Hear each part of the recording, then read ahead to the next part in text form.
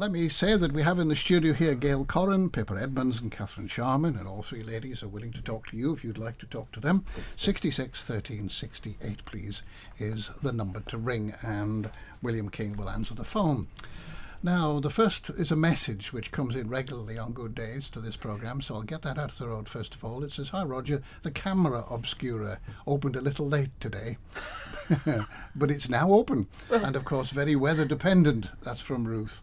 Well, of course, when we came in here, you couldn't see much, could you? No. But you can now. It's actually quite a good clear view over the bay, so be worth having a look at. Right, well, ladies, let's get cracking with another email that's here now. And this one is a moderately lengthy one from Muriel Garland. She says, "It seems that GCSE and A-levels are still an elaborate filter system to select people for university or apprenticeships, even though students can be offered places before their results come through. If we really want students to learn rather than pass exams, maybe we should be looking for a different system. With the advent of, we don't know what this means, MOOCs, do you know what that means? MOOCs. MOOCs, yes. Massive open online course, thousands of units from all over the world are available for study on the internet. We should be encouraging more independent learning and much wider range of subjects for study. There is no reason why pupils of the same age are taught the same things. Maybe it's just easier for schools to organise it that way." That's from Muriel. Well, what do you make of that, ladies? Well, I think she raises some very good points, particularly at the end there. I mean, we touched on it before 1 o'clock about the changing nature of education, the availability of knowledge. The MOOCs, the Mass Online Education Courses, absolutely some of the best universities in the world are making their courses available online at no charge. So the role of the educator and the design of a typical degree programme has and needs to continue to change to operate in that world and to still meet the needs of people and the whole lifelong learning sort of concept there. And you know, the results, yes, I think we would agree they are still used to filter out and to distinguish, you know, the 10 people who get in a course and the 10 who don't. However, they do a lot more than results are looked for. I mean, they're one aspect of the selection process, but any university or employer worth their salt will look at a lot more than the results for that part. And you've also got to remember that, particularly in England, the funding systems are dictated externally to the university, and often that's what sits behind selection criteria and entry criteria. And also the courses they offer? Yes. Yes, and we don't want this, but we want these people. There's sort of manipulation, not in the negative sense, but there is mechanisms there that adjust the marketplace. So it's not just about, you know, what students want to do and their entry requirements. Right. Well, that's when we talk about learning this way. Kathryn, you're at Hull University now. Yeah. And you're I presume you're are you on a Manx aided system? I notice you have been saying that you think that the Manx students are somewhat at a disadvantage. Yeah. So my experience in funding university has been very, very complicated. So I get my tuition fees covered through the tuition loan offered by the government, and they give me a tuition grant towards that. So when I graduate, I have to pay back £2,500 per year instead of the full fee amount, which is great.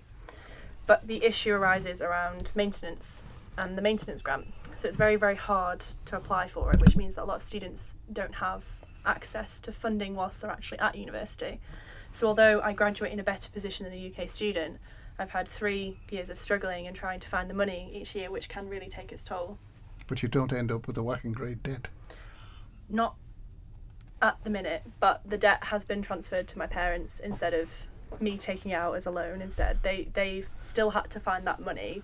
That money doesn't diminish in the amount of whether it's paid the minute that my rent's due or if it's paid back as a loan in 10 years' time. That money has still had to be found. But isn't very often it happens. I can recall the phrase bank of mum and dad when it comes to various educational things. You can't expect the state to pay for everything, can we? No, but some support in achieving my education would be nice. I don't see why I should be at a disadvantage just because I've been born and raised here. You know, the government tries to sell the Isle of Man as a special place to live and work, but if you want to go to university, often it's not. If you come from a working class family that have gone and worked their entire life, that are over the £30,000 household grant threshold for a maintenance grant, you get nothing to live on, and that's not fair. Now, I'm asking almost a rhetorical question here, but nevertheless, could you not have taken a course of a similar nature here? No. My law degree is not available at the UCM at the minute. That's right, and this is something that came up before 1 o'clock as well, which is University College Isle of Man has 10 undergraduate courses and a number of postgraduate courses, but just the sheer size, it's not viable for us to offer every course that every Manx student may ultimately want to take, and nor would it be appropriate. This is an organic, moving system. We don't want to stop people going off island to have their education in the UK. We just want to offer options, and at the moment we couldn't offer that option to students like Kathryn. So you're there at Hull University, 1 more year to go. Yes. And then what are you hoping to do?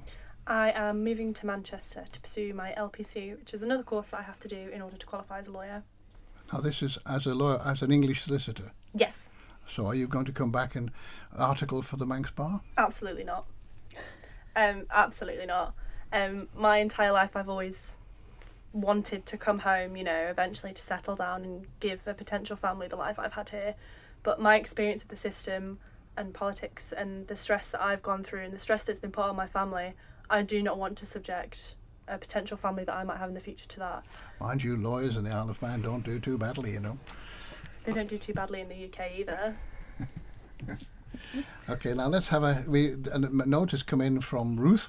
I think, as I said again, there's another one followed up saying the camera obscure is opened again today. You're determined today, Ruth. Thank you. Now, let's have a look. We've got our first caller, which I don't think has anything to do with the subjects that we've been talking about, but nevertheless. Hello, Jane. Good afternoon. Hello to you. there. It's nothing whatsoever to do with what you're talking about. All right. My complaint is a usual biannual complaint about lack of portaloos in the lower paddock for the competitors out the back here. And my neighbour this week got in touch with Rob Collister, and duly a portaloo arrived. I think it was Wednesday afternoon. It's now Sunday afternoon, and the portaloo is still locked. Nobody can use it. I heard about that. Well, I'm hoping somebody with a bit of authority is listening to this and get themselves sorted and get themselves down here, get it opened, and give these persons some facilities. Because they don't ask for much. They're out here in the pouring rain. It's not at the moment raining, but it has been, as you well know. Mm-hmm. And imagine having to get up in the middle of the night and go traipsing halfway across the field to go for a pee. Okay.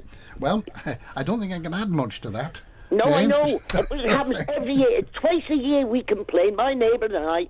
We complain for TT week and we complain for Manx Grand Prix week. And it's about time they got themselves sorted, because this field always had 2 portaloos in the bottom corner of the lower paddock, and they just get completely ignored, and it annoys me. Okay. Or you're getting the backlash. And incidentally, okay, now get somebody down here and get it well, open. I don't think. Don't you think I'll be getting somebody down? But I'm sure somebody who's listening might. Right. Okay. Bye. Thanks, Jane. Bye. You see, we do get a mixture of subjects on this program from time to time. Right, now let's have a look and see what else we've got. We've got quite a lot of emails in here at the moment. Mural garlands we dealt with, and this comes close to what you were talking about before, Kathryn. It seems wrong that a child can get a full allowance because their parents are divorced, even when one is a company director on a very large salary. Surely both parents' salaries should be taken into account, even if separated. Is that something that anybody can deal with? Or go on, Kathryn, what were you going to say? On the face of it, that might seem like an unfair situation, but having gone through the system with divorced parents and living between 2 households, it's very hard to kind of calculate.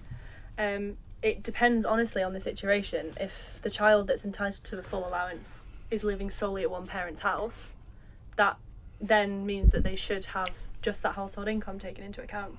But if they're living in between the 2 households, as is the nature of divorced parents, it can be very hard to decide which household income to take into account. So if you're like me and you're fortunate enough to have parents that are both remarried, that's potentially 4 household incomes to take into account, which can actually really be quite unfair. Mm-hmm. Yeah. Okay. The How does the income from the parents influence this. There must be a point where you just don't get anything, isn't there? Where does it draw a line? There is, and the regulations are very detailed. It's a very complicated, as we've talked with Kathryn off air, it's a very complicated subject, and of course the department is reviewing the way it funds higher education in the coming months. And I think every country struggles with this, like who should pay for how much, for how long, who is the beneficiary of a degree, primarily in the long run, and therefore what contribution should they make. It's a very complicated conversation to have have. we made it complicated? Is it just that we are complicated but other countries are not so, or is this quite common? I think when you're bringing up topics such as how do you get an equitable system, how do you get a system that supports what the island needs. So, for example, the current regulations will support the training of medicine to a greater degree than other degrees because they cost more. So there's issues of equity, there's issues of access. There's for the island. There's the issue of people returning, perhaps having been supported to undertake a degree off island. Do they come back and contribute to the island? There's a lot of principles. It's not just a sort of a working out of a calculation about money and income. There's some principles that sit behind those regulations about what matters and who should pay and under what circumstances and under what conditions they should pay.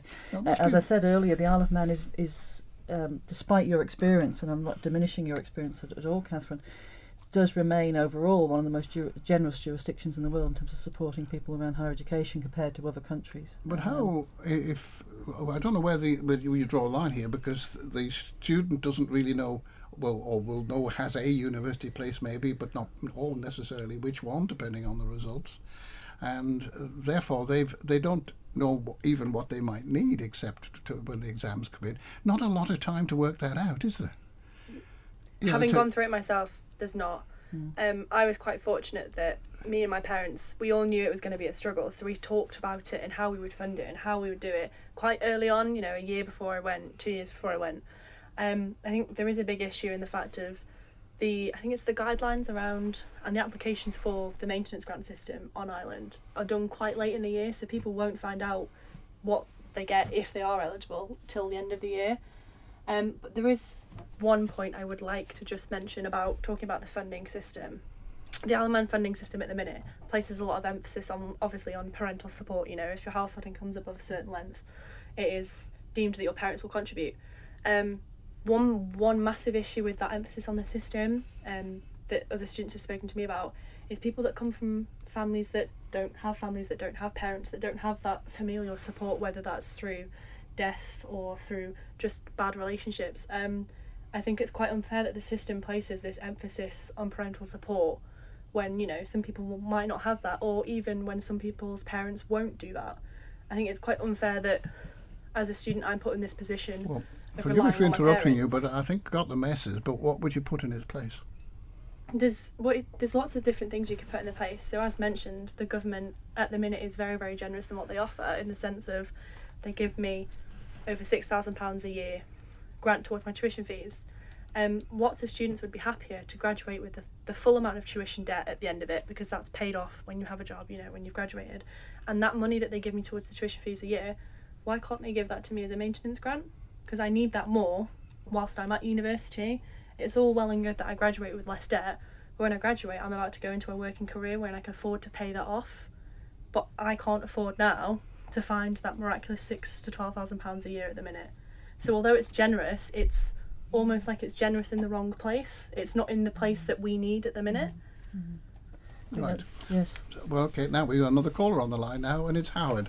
It's Howard Quayle. Hello, Roger. Not the Chief Minister, but the other Howard Quayle. Hello, Howard. Yeah, I'm working on it. The young lady that's on there now, I was disgusted that she went through the whole situation of how she's poorly treated, how the Manx government, the people of the Isle of Man, not the Manx government, the Manx government only manage what we give them, and that she's getting money to go to university, she's getting this, she's getting that, and then quite adamantly said, I will definitely not be coming back to the Isle of Man. In other words, she's going to take everything that's been given to her and then clear it off and make a small fortune somewhere else. If she was going to train as an airline pilot, she would have to fund herself, and that would cost serious money. to go through and then find a job afterwards. But there she is, this one here, it's a very selfish attitude. It's me, me, me. She seems to want to just take everything that's going from here and then clear off to make a small fortune somewhere in the UK or in the wider world. That, to me, is disgusting. And personally, I would take all the money off her and send it off to university on her own. Crack on with it. Well, what about taking the step there, Kathryn, to respond to Howard about at least you should come back and put something back into it? You get £6,000 a year, you're getting £20,000 or something on your fees. You should come back for a little while and put something back into our economy. Why? My question is why? Why should I?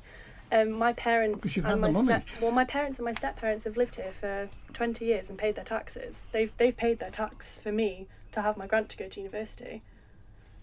You know, if you want to talk about unfair funding, let's talk about locum doctors in the hospital. Well, we're not talking about doctors. We're talking No, about but this is the point. your degree course. So it's unfair That's for correct. me. It's unfair for me to have this funding from the government to go to university and not want to come back because of how I've been treated. Locum doctors in the hospital get paid massive amounts to come here for short-term periods, but don't want to commit to the full-time I role. can't quite understand. I can understand the hardship. I can understand the difficulties. I mean, the student finances and difficulties are historic. People always know them. I just can't understand why, having got a university place, having gone right through the education system and receiving quite a lot of money, you think you're badly treated. That's the bit I don't quite understand. I've received... Well, I've not really technically received the money because it's when I graduate. So that's, it's if you start university, you don't see any of that for 3 years. I've been badly treated because although I appear to have received all this money, in reality I haven't. I've had to struggle for 3 years to go to university. Students in the UK that have that as a loan don't have to struggle like Manx students do. Well, what were you going to say, Howard? Since she struggled, she brought up the subject there. Her parents have paid the taxes. The parents have paid the taxes to cover what they need. Her education fell into that, but now she's a grown woman.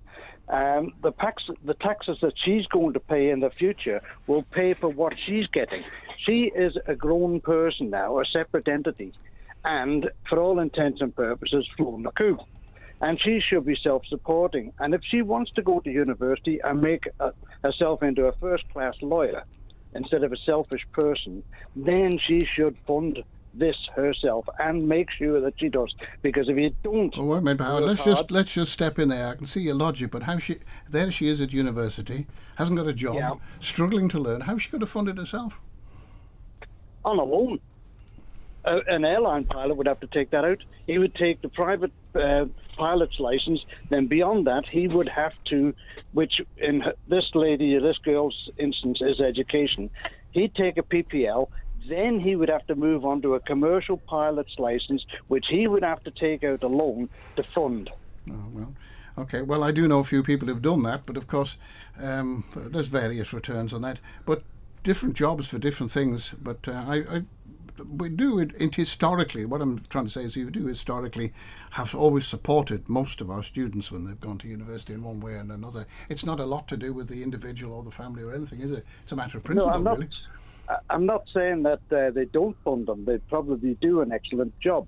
But the selfish attitude of this young lady, it disgusted me. All right, well, I'm a thorough-born Manx person and paid my taxes all my working life. Okay. And this young lady's disgusted me. Well, I'm sorry to hear that, but thank you for calling, Howard.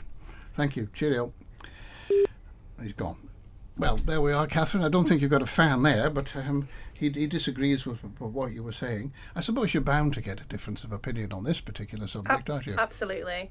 There's across the board, there's people that agree and think that the system doesn't work, and then there's other people, like Howard said on the phone, that think I'm just asking for more. If you're going to be a lawyer, you're going to have to get used to differences of opinion. I think the discussion and the points that Kathryn raises and Howard raised, and this whole discussion is exactly why, as the Minister said earlier, the system, the regulations are under review. The world has changed since a lot of those regulations were devised. People are going to university later. There's options on island. There's different career paths, and they're organised in a different way. So what Kathryn has bumped up against is some issues that are going to be looked at in the future. I know one woman who used to be a member of our staff, and she then qualified and got a degree at nursing through the Open University. Yes. And that's a long haul. was a long haul. It's an expensive haul, and for the most part borne by the student. That's So exactly, yeah. Albert seems to support Howard there. He says, well said, Howard, well said. And we have another one that says, can I ask the panel, there we are, they've renamed you, why does not the government wipe off repayment of student loans if the person relocates back to the island for more than 5 years? Yeah, no, that's again, as we sort of keep saying, that all these ideas are currently under review, and that specific idea is under review. I mean, we all remember that when the census came out earlier in the year, and the gap in, I think it was the 20 to 35-year-olds was so obvious. It certainly caused a lot of soul searching, a lot of reconsideration about what can we do to incentivise return and so on and so forth. So ideas like that are absolutely at the forefront of consideration at the moment. Yeah. Well, I know I went away myself when I was 18, and I'm back, and as so many of my contemporaries did likewise, and we're all back. Well, it's like a homing instinct almost. Well, it is. I mean, I went to university. I was supported. I did my first degree, did a teaching postgraduate, and then travelled the world and spent 20 years working in Australia, and then yes, there was a homing noise went off in my tummy that said, yes, back to the island. And that's the other thing, is that the trajectory of people is not necessarily going to uni and then coming straight back. It's quite rightly is to do other things, and that's not a bad deal for the Isle of Man, because when they're out there in the world, they're learning and they're contributing, getting experience to bring back to the island. So that's a good. You do bring something back. It's absolutely true. Now, the young lady, Kathryn, they seem to think you've forgotten something, that you seem to want to gain a debt which will be a millstone round your neck for some years to come. That was you're saying you work it off, but it still is a debt to discharge. It is still a debt, but at the same time, if it's just the tuition debt instead of the maintenance debt as well that a UK student would have, as they get it all on loan, it still puts me in a far better position than I'd be in the UK, and it's a lot more manageable because it's a smaller amount. And I know that in my personal situation, and a lot of friends and family have all said that for the stress and the impact that I've had over the past 3 years of trying to find the money, and the knock-on effect that it's had on my studies, my social life, and all these other aspects of my health as well, I would rather graduate with a far bigger debt and have that security of funding instead of having to worry about whether my rent's going to be made. Well, we'll go to a break in a second or two, but Neil says that when he went to university, he received a grant and worked whilst at university in various part-time jobs to fund his living expenses. Today's generation just want to lounge around in the student bar. University is just regarded as a rite of passage. I like Howard, he did agree with you. So, but there is a point there. I can think of in my younger days, most of the students had jobs to cover their expenses, whether it was, as I say, serving in a cafe or whatever it might be. So I'm really glad that you raised that point, because I actually work 2 jobs. So I do 12-hour days, 6 days a week, and I come nowhere near close to earning the amount that I would need to at least afford my rent. And that's 2 jobs at 12 hours a day. The reality of student life is very different now, and there's also a big point that's been overlooked. Everyone assumes that students choose not to work because they don't want to. Some students can't work. Some students have disabilities that prevent them from working. You can't assume that every student can get a part-time job at university.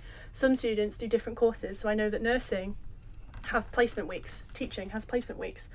You can't work a part-time job whilst doing those placement weeks at the same time. It doesn't always work with every degree. And the other thing as well is, so in my instant case in law, I have a lot of educational opportunities outside of my degree. So if I want to go get a summer internship at a law firm, which will boost my employability, I can't work for those 3 weeks that I'm a law firm doing full-time hours in the job.